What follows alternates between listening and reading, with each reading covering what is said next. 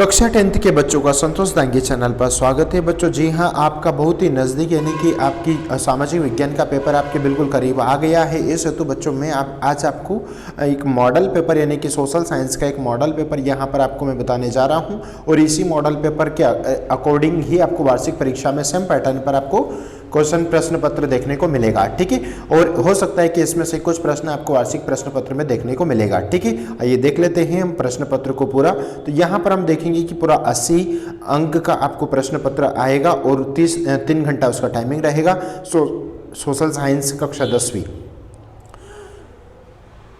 देख लेते हैं। सही विकल्प पर चुनकर लिखना है, यानी कि लौह अयस्क किस प्रकार का संसाधन है। तो इस प्रकार के 4 ऑब्जेक्टिव रहेंगे।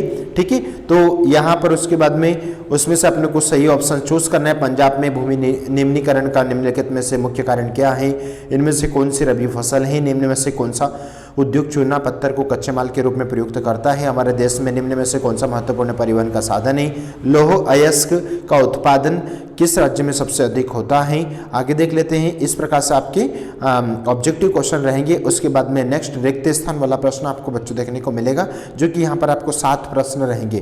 ठीक है, तो यहाँ पर 7 प्रश्न अपने को सोल्व करना है। यहाँ पर रिक्त स्थान देखें। भारत में सिंहों का प्राकृतिक आवास स्थल गुजरात का है।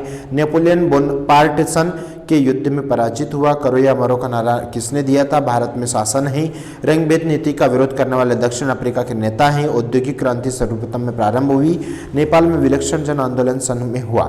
ठीक है, इस प्रकार से उसके बाद में आगे देख लेते हैं, यानी कि यहाँ पर आपको एक वाक्य में उत्तर देने के लिए प्रश्न देखने को मिलेगा, जो कि ये भी बच्चों यहाँ पर आपको 7 प्रश्न देखने को मिलेंगे। ठीक है, नेपोलियन बोनापार्ट का संबंध किस देश से था, IMF का पूरा नाम क्या है, मार्टिन लूथर कौन था, प्रिंट प्रेस सर्वप्रथम किस सदी में भारत आया, हीराकुंड बांध किस नदी पर बनाया गया, गुजरात तट पर कौन सा बंदरगाह स्थित है, उपभोक्ता संरक्षण अधिनियम कब लागू हुआ। इस प्रकार से आपको एक वाक्य में उत्तर देखने को मिलेंगे। आगे देख लेते हैं, यानी कि सत्य और असत्य वाले प्रश्न। तो एक बात का ध्यान रखना बच्चों, जो सत्य और असत्य वाले जो भी प्रश्न आप सोल्व करते हैं उसमें स्पष्ट रूप से आप पीछे सत्य यदि है कौन सा आंसर तो सत्य लिखे, और यदि कौन सा आंसर आपका असत्य है तो उसे असत्य लिखे। ठीक है, तो यहाँ पर भी ये प्रश्न यानी कि 6 प्रश्न आपको इस प्रकार से पूछे जाएंगे। ठीक है, अगला देख लेते हैं। यहाँ पर यानी कि सही जोड़ी वाला प्रश्न क्रमांक 5 यानी कि 6 नंबर का आपको सही जोड़ी वाला प्रश्न देखने को मिलेगा। सही जोड़ी वाले प्रश्न में आपको ध्यान रखना है कि बच्चों फॉर एग्जाम्पल के लिए जो प्रश्न है,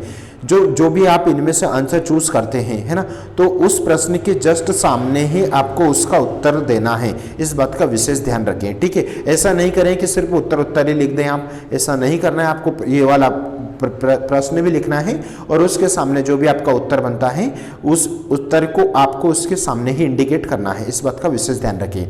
ठीक है, और अगला देख लेते हैं। यहाँ पर यानी कि संसाधन किसे कहते हैं, कोई एक प्रश्न करना। भारत में पाई जाने वाली कोई 2 मिट्टियों के नाम।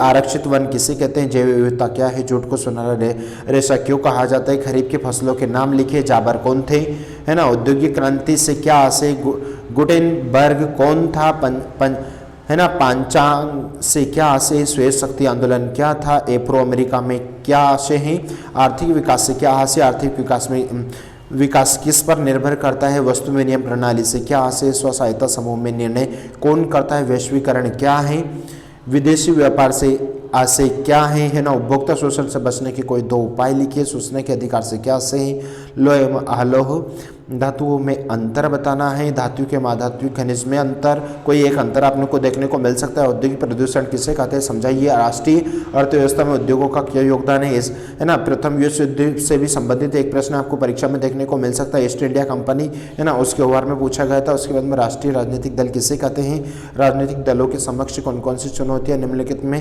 को दिए गए भारत के मानचित्र को दर्शाना, एक मानचित्र वाला प्रश्न भी आपको देखने को मिल सकता है। ठीक है, जलियांवाला बाग हत्याकांड से भी प्रश्न उठ सकता है। सविनय अवज्ञा आंदोलन, दोनों में से कोई एक प्रश्न आपको देखने को मिल सकता है संभावित। उसके बाद में लोकतंत्र को परिभाषित करते हुए लोकतंत्र की आर्थिक उपलब्धियों का वर्णन करना, नागरिकों की गरिमा और आजादी से क्या आशय है।